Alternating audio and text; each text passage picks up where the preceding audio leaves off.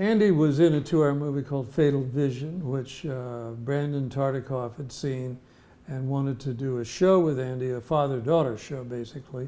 And he and Fred were very close. They talked about doing it. They got together with a writer, and I'm not disclosing who it is, only because I can't remember. And it just didn't work out. So I just done the Perry Mason, which was a big success, so they turned to me. And then I created the show.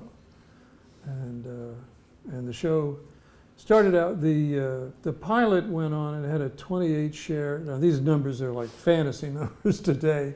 And by the time the head of the studio got to New York, you know, we were at a 33 share, something like that.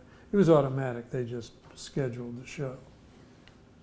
There were a lot of people in the cast over the years. One person that we wanted to touch upon was Don Knotts, who had a role in the show for a couple of seasons. Can you talk about bringing him onto the show to play Les Calhoun? Well, that's Andy. I mean, you know, we all tend to go to things that make us comfortable. And Andy, of course, being essentially a comic and had had such great success and loved Don, and Don, you know, he sort of mentored Don in many ways, wanted him on the show. And that was the way it worked. So he got brought in on the show. You also worked with a kind of core group of writers over the course of this show and other shows during that time. Can you talk about some of those people and how you went about assembling that team? Well, the central writer-producer on the show, because by now, after the first 4 seasons, I'm off doing other things. I'm kind of keeping an eye on it, but I'm not doing the day-to-day hard work. A fellow named Joel Steiger, who had come and worked with me before, I brought him on as my right hand. He eventually took over the show as executive producer, and he brought in a couple of writers. As I mentioned earlier, I think Joyce Burdett and Gary Conway came in. Other than that, there weren't any real staff writers on the show.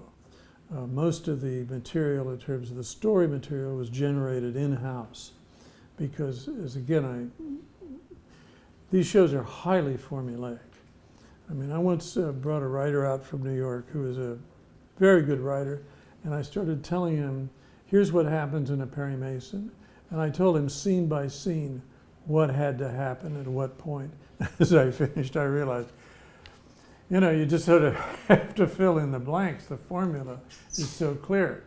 And I think there's a certain kind of familiarity that people like with mysteries. Women, I think, are the biggest audiences for mysteries, probably categorically. My mother was a huge mystery fan. That's all she ever read. And she read them with a box load. I never really cared that much for mysteries. I always liked suspense. I mean, I prefer Hitchcock, which is not a mystery, it's a suspense, as opposed to, you know, shows others that are just mysteries. Mysteries is somebody with a gun coming out behind a drape, you know, or something. So by